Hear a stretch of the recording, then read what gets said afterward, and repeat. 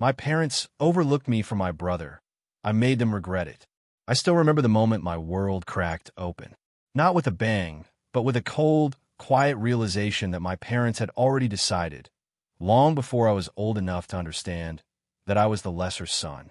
My brother, Michael, was their golden boy, the one they praised, the one they bragged about to neighbors, the one who seemed to glide through life on a cushion of their unconditional love. I was the other son, the one they tolerated, the one whose mistakes were magnified and whose successes were barely noticed.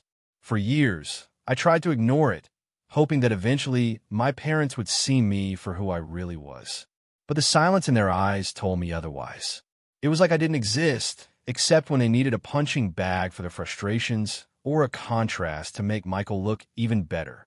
Growing up, I watched the unfairness like a slow poison creeping through every family event. Michael was the kid who got the shiny new bike for his birthday, while I got the hand-me-down that barely worked. At school, my parents celebrated Michael's A-plus report cards, plastering them on the fridge like trophies, while mine were quietly stuffed in a drawer. The worst part was the way my father looked at Michael with pride, the way my mother's eyes lit up when he walked into the room. And me? I was invisible. That invisibility grew heavier with every ignored birthday, every forgotten school play, every moment I spent aching for a simple, "I'm proud of you." I'll never forget the day when everything finally broke. It was the night of my high school graduation. Michael had already left for college, basking in the spotlight of scholarships and honors, while I stayed home, struggling to make sense of my place in a family that made it clear I didn't belong. My parents threw a party, not for me, but for Michael's achievements. They invited friends, neighbors, everyone, and I was expected to smile and play the perfect supportive brother. But when the speeches started and they showered Michael with praise, I felt my chest tighten like I was drowning. When it was my turn to speak, I stumbled over my words, the weight of years of neglect pressing down on me. That night, I swore I would never be their victim again. I promised myself I would find a way to take back control, to make them see me, not as the forgotten son, but as someone they could never ignore. What I didn't realize then was how far I was willing to go for that recognition, and how much it would cost me. 4 years after that graduation night, I buried myself in work, school, and anything that could pull me away from the constant ache of being second best. Michael was off at university, surrounded by applause and attention, while I stayed in the background, quietly building my own path. It wasn't about proving them wrong, at least not at first. It was about proving myself that I was more than their neglect. But deep inside, the wound festered. I could hear the whispers, the half-spoken comparisons that my parents never bothered to hide. Why can't you be more like your brother? That phrase haunted every conversation, every argument, every moment I tried to carve out a life that was mine. I remember the first time I confronted my mother. I was 22, freshly graduated, and standing in the kitchen where the scent of dinner should have brought comfort, but didn't. "Why do you always favor him?" I asked, my voice shaking but steady. She looked at me like I was crazy. "What are you talking about? We love you both equally." "No," I said, feeling tears burn behind my eyes. "You don't. You never have. It's always Michael. I'm invisible." She turned away, avoiding my gaze. The silence that followed was louder than any argument. That was the moment I realized the truth wasn't going to change. If I wanted respect, I had to take it myself. So I started planning. It wasn't something I shared with anyone. No friends, no mentors, just a cold, burning idea in my chest that I would make them regret ever treating me like I was less. My opportunity came sooner than I expected. Michael, despite all the golden boy treatment, had a secret. A secret he thought only I could keep. Our parents, in their blind favoritism, never suspected a thing. One summer, Michael came back home, but he wasn't the confident brother I remembered. He was different, tense, guarded, and for the first time, vulnerable. That was when he pulled me aside, late one night. "I messed up," he whispered, voice low. "Big time." "What do you mean?" I asked, skeptical but intrigued. He told me about the shady business deal he'd gotten involved with during college. A risky investment that went south fast. He'd borrowed money from dangerous people and lost everything. Now, they were after him, and our family's name was on the line. I could have turned away. pretended I didn't hear it. But I didn't. Instead, I saw my chance. I told them I would help. But inside, I was already spinning a web, one that would trap them all in a game they never saw coming. Michael's confession felt like a twisted gift. Here was my chance, not just to help him, but to finally pull the spotlight onto myself on my terms. The brother they adored was vulnerable, tangled in danger, and I held the key to salvation. But this wasn't going to be a simple rescue. No, this was the opening to rewrite the story of our family and my place in it. I started by digging deeper into Michael's mess. The more I uncovered, the more I saw how reckless he'd been, how he'd let greed and arrogance lead him straight into a trap. But there was something else, something that would turn the game in my favor. Michael had signed contracts that implicated our parents' assets. If those debts weren't covered, our family would lose everything. When I presented this to Michael, his face drained of color. "They'll come after the house, the business, everything," he said, panic rising in his voice. "And they deserve to see the truth," I replied, voice cold and steady. That night, I laid out my plan. "I'm going to fix this, but you have to step back. Let me handle it." Michael was desperate, scared, and honestly grateful. For once, I was the one in control, and I reveled in it. The first move was subtle but calculated. I began planting seeds of doubt in my parents' minds. Private conversations, carefully leaked information, hints about Michael's reckless financial behavior. I wasn't cruel. I wasn't going to ruin him outright, but I needed them to wake up and see that their perfect son wasn't infallible. At family dinners, I dropped casual remarks about legal troubles, debts, and shady dealings. My parents looked at me with disbelief at first, as if I were imagining things. But doubt crept in. Meanwhile, I worked quietly to stabilize the family business that was on the brink of collapse because of Michael's mismanagement. I used every skill I had learned over the years to patch holes, renegotiate contracts, and secure emergency funds, often from places my parents would never think to look. Slowly, the balance began to shift. My parents, once blind to my efforts, started asking questions. They began noticing the improvements in the business. They started calling me for advice. And Michael? He was sidelined, forced to watch as I stepped up, the responsible one. For the first time in my life, I tasted respect. But it came with a cost. Michael hated me for what I was doing. He saw me as the enemy, the betrayer. And maybe I was. But I didn't care anymore. I was no longer the forgotten son. I was the one holding the family's future in my hands. Michael's hatred was a living thing, dark, simmering, and relentless. Our once brotherly bond disintegrated completely. He stopped talking to me, avoided family gatherings, and every time our eyes met, I could see the storm of betrayal burning behind them. But my parents? They were finally looking at me differently. The cold indifference gave way to cautious respect. They started including me in decisions, asking for my opinion, even praising me in front of relatives.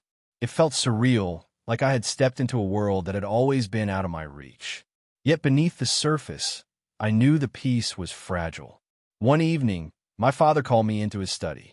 The walls were lined with old family photos, pictures of happier times, before the cracks had appeared. "I don't know what to say," he began, his voice unsteady. "I've been blind to a lot, maybe too blind." I nodded silently. I'd heard apologies before, empty words that didn't change a thing. "But I want you to know," he continued, "we're proud of what you've done. You saved this family."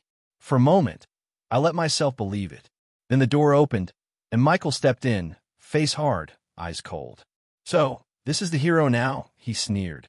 "The son who stole the family from me." The tension was electric. My father looked between us, unsure how to defuse the growing storm. "I'm not trying to steal anything," I said, voice steady. "I'm just done being invisible." Michael laughed bitterly. "You think this makes you better? You're nothing but a snake in the grass." I clenched my fists, rage bubbling inside. The brother I'd protected, who'd betrayed me, was trying to tear me down again. "I'm done playing by your rules," I said. "If you want a war, bring it on." The fight was no longer just about money or respect. It was about who would own the family legacy and who would be remembered. That night, I lay awake, the weight of everything crashing down. The revenge I'd plotted had changed me in ways I hadn't expected. It had given me power, yes, but also a loneliness I hadn't anticipated. In the mirror, I barely recognized the man staring back. Was this who I wanted to be? The following weeks felt like walking a tightrope stretched over a canyon of shattered relationships. The house was no longer a sanctuary. It was a battlefield where every word carried the potential to ignite old wounds. My parents tried to play peacemakers, but their favoritism had poisoned the well beyond repair. Michael didn't hide his contempt anymore. He spread rumors among family friends, painting me as the greedy usurper who had taken advantage of his mistakes.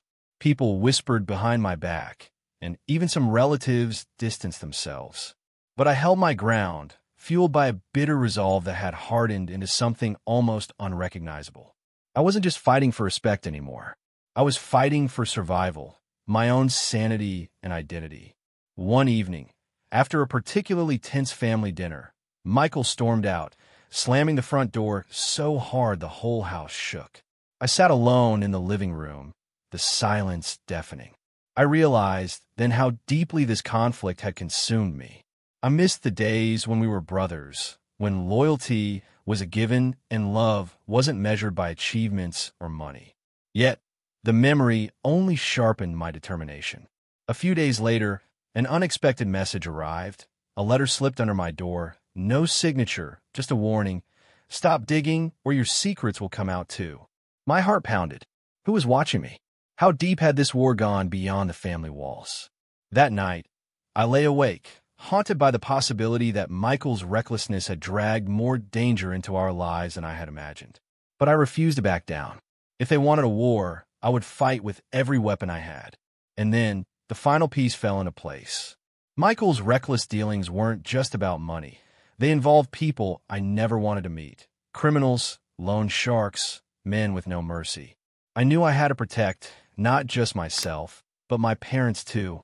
So, I made a decision that shocked even me. I contacted one of Michael's enemies. A cold calculation. A risky move. But if Michael was playing dirty, so was I. The message was simple. I have information that could help both of us. Let's talk. The meeting was set in a dimly lit parking garage beneath an abandoned office building. I arrived early, the echo of my footsteps bouncing off the concrete walls. My heart thudded, a mix of adrenaline and fear. This wasn't just a family dispute anymore. It was a dangerous game I had no choice but to play. A tall man emerged from the shadows, sharp eyes scanning me like a predator. He introduced himself as Marcus, one of the loan sharks Michael had crossed. "Why should I trust you?" Marcus asked, voice low and gravelly. "Because I want the same thing you do," I replied evenly. "I want Michael out of trouble, and I want you off our families back." We negotiated a deal. I handed over some information that could help Marcus recover a portion of his losses through legal channels. In exchange, he agreed to call off the threats and back off the family business. It was risky, but necessary. As I left the garage, a strange mix of relief and dread filled me. I crossed lines I never thought I would, but the war demanded sacrifices. Back home, I kept this new alliance secret. Trust had become a rare commodity in my family, and I wasn't about to risk it. Days turned into weeks, and slowly, the pressure eased. Marcus and his men backed off, and the family business began to stabilize. My parents, seeing the changes, finally acknowledged my role openly. They praised me in ways they never had before. But Michael's anger didn't subside. If anything, it grew darker. He started digging into my past, looking for dirt, anything to use against me. One afternoon, I found a stack of old letters from a woman I'd never met, hidden in my father's study.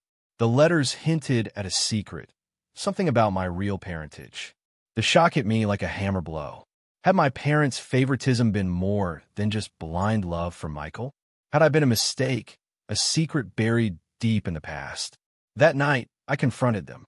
They tried to deny it at first, but under the weight of my questions, the truth came out, painful and raw. I wasn't their biological son. I was the product of an affair, a secret kept to protect the family name. Michael was their true blood. All the favoritism, the neglect, it wasn't just about success. It was about blood. I was a shadow in their perfect family portrait. The betrayal stung deeper than any financial ruin. That night, the walls of my childhood home felt like they were closing in on me. The revelation I had stumbled upon wasn't just a secret.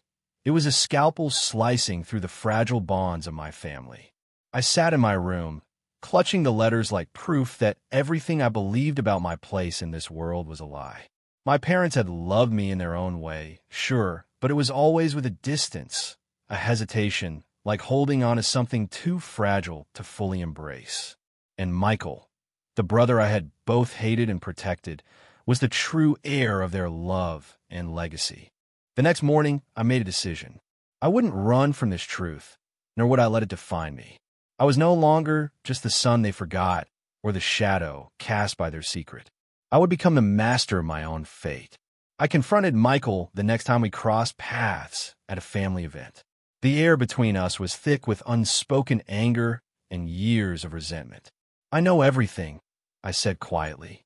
His eyes widened, then narrowed, suspicion flickering in his gaze. "What are you talking about?" he demanded. I stepped closer, voice low but fierce. "The letters. The affair. The fact that I'm not your brother. Not really. And that's why they favored you. Because you're blood." For the first time, I saw something shift in Michael. Not just shock, but fear. "Why are you telling me this?" he asked, almost pleading. "Because I'm done pretending," I said. "I'm done living in the shadow of a family that never fully accepted me. But I'm not the one who's broken." He didn't answer. Instead, he turned away, disappearing into the crowd. In that moment, I realized revenge wasn't about tearing them down. It was about breaking free. I started planning my departure from the family's orbit. I sold the small shares I had in the family business and took the money to start fresh, somewhere they couldn't touch me. But the past wasn't done with me yet. One night, as I packed the last of my belongings, my phone buzzed with an unknown number. "Meet me at the old pier." Midnight, the message read. Curiosity and caution warred inside me, but I knew I had to go. At the pier, under the cold moonlight, a figure stepped out of the shadows. It was Michael. "I'm sorry," he said, voice cracking. "I was wrong. Maybe we were both prisoners of their lies. Maybe it's time to stop fighting." For the first time in years, the walls between us began to crumble. The moonlight cast long shadows across the cracked wooden boards of the pier, the gentle lapping of the water below filling the silence between us.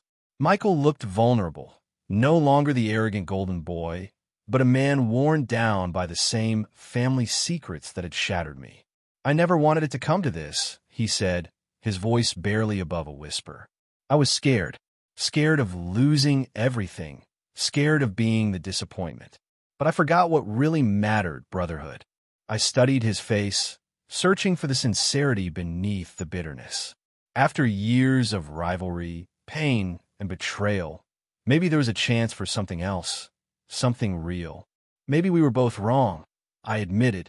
We let their lies define us, pit us against each other. We stood there, two broken pieces of family torn apart by favoritism and secrets. For the first time, the past seemed less like a prison and more like a lesson. Michael reached out hesitantly. "Can we start over?" Not as enemies, but as brothers. I hesitated. The wounds were deep, but the chance for peace was rare. Slowly, I took his hand. "Let's try," I said. The next months were difficult. We rebuilt our relationship brick by brick, confronting the shadows of our past with honesty and pain. We both sought forgiveness, not just from each other, but from ourselves. Our parents watched the change with guarded hope, perhaps realizing too late the damage their favoritism had caused. But the damage had also opened doors to healing. One day, Michael and I sat together in the old family living room, now stripped of its pretense. "Do you think they'll ever really accept you?" he asked quietly. "I don't know," I said, "but I don't need their acceptance anymore. I found it in myself." And with that, the weight of years began to lift.